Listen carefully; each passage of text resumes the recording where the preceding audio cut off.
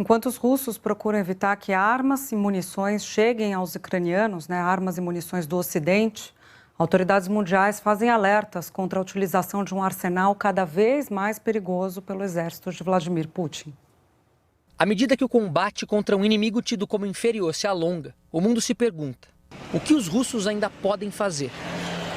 O secretário-geral das Nações Unidas, Antônio Guterres, alertou para o risco de uma guerra nuclear na Europa. Ele diz que o alerta das forças nucleares russas é de arrepiar os ossos.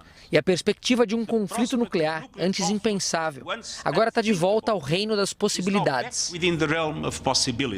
Nos últimos dias, o mundo tem olhado com atenção para o uso de armas cada vez mais perigosas. Na semana passada, o Ministério da Defesa do Reino Unido acusou a Rússia de usar as chamadas bombas termobáricas na Ucrânia, uma arma com potencial destrutivo impressionante. Bombas termobáricas, que são bombas de uma eficiência energética muito bom, que usam um alto explosivo, que gera um vácuo muito grande, além de um calor muito grande. Tá? O vácuo geralmente é para colapso de estruturas e o calor é justamente para queimar tudo que em volta e até queimar pessoas, assim, queimar inimigos, na verdade. Essas armas não são tidas como ilegais, mas o uso é extremamente regulado. Outro alerta partiu do Escritório de Direitos Humanos da ONU, que disse ter relatos confiáveis e que foram usadas bombas de fragmentação em áreas povoadas da Ucrânia. Essa arma funciona como uma caixa que explode no ar, dispersando dezenas ou até centenas de bombas menores. Bombardeio indiscriminado sobre áreas civis é considerado crime de guerra. Qualquer atividade bélica em um conflito armado, ela implica em distinguir entre civis e militares. O direito internacional humanitário ele visa justamente preservar aquele mais frágil nesse conflito. A troca de acusações entre russos e americanos sobre o uso e o desenvolvimento de armas químicas e a permanente ameaça nuclear traz à tona a questão das armas de destruição em massa. Existem basicamente 3 grandes categorias: as químicas, biológicas e nucleares. Armas químicas envolvem o uso de alguma toxina que afeta o corpo humano. As armas biológicas utilizam patógenos vivos, vírus, bactérias. Então você basicamente infecta as pessoas e causa alguma doença. E as armas nucleares envolvem uma explosão nuclear. E aí sim é a arma de destruição em massa mais potente que existe na humanidade. Estão realmente numa escala muito diferente. Os especialistas ouvidos nessa reportagem afirmam que já é possível fazer muito estrago com o uso de armamentos convencionais e que as armas de destruição em massa seriam uma escolha improvável. Elas seriam uma forma de provocar terror na população ucraniana e forçar uma rendição imediata. As consequências de um ato como esse, ainda segundo os especialistas, seriam devastadoras. É possível que a Rússia tome a decisão de usar armas nucleares nessa guerra? Possível é, mas não é provável. Poderia levar a uma escalada nuclear, que é um cenário que ninguém quer. O uso de armas nucleares coloca o risco de uma guerra nuclear que afeta diretamente todo o hemisfério norte, com consequências devastadoras para o mundo inteiro. E esses ataques que nós acabamos de ver têm provocado debates sobre possíveis crimes de guerra cometidos pelo exército russo. Mas as discussões sobre as condenações da Rússia ainda são incertas, porque muitos tratados internacionais não foram assinados pelo Kremlin. A população civil como alvo de ataques. Bombardeios a prédios residenciais. A hospitais. Qual o limite de uma guerra? O parâmetro é o direito internacional. E uma das principais ferramentas dele são as Convenções de Genebra.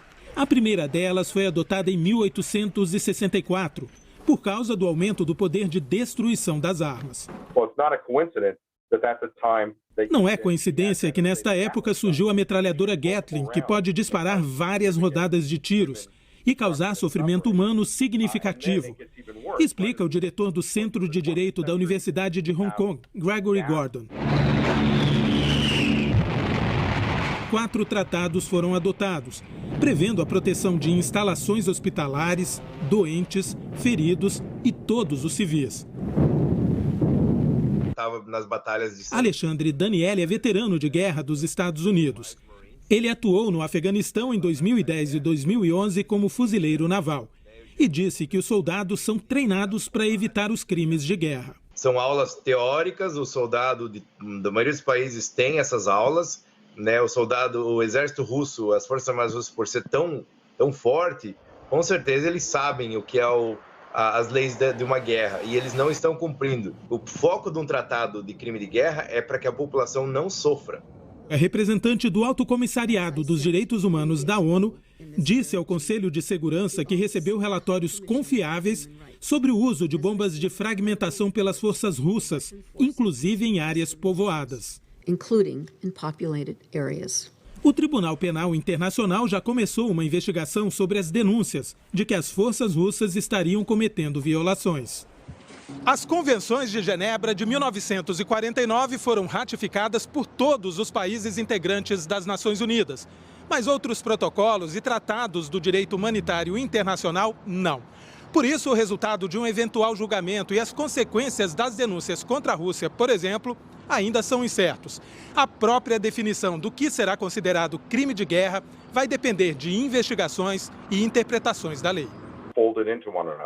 O professor Gregory Gordon diz que a investigação na Ucrânia vai ser complexa porque não envolve apenas crimes de guerra, mas também crimes contra a humanidade, como genocídio. Segundo as Nações Unidas, são considerados crimes de guerra grandes violações das convenções de Genebra e métodos de guerra proibidos, como atacar intencionalmente a população civil, escolas, igrejas, monumentos históricos ou hospitais. O secretário-geral da ONU, Antônio Guterres, disse que a Ucrânia está sendo dizimada aos olhos do mundo e que é crucial respeitar o direito humanitário internacional. O impacto nos civis está chegando a proporções terríveis.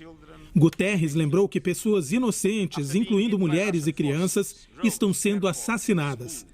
E alertou que, não importa o resultado, essa guerra não tem vencedores, somente perdedores. This war will have no winners, only losers.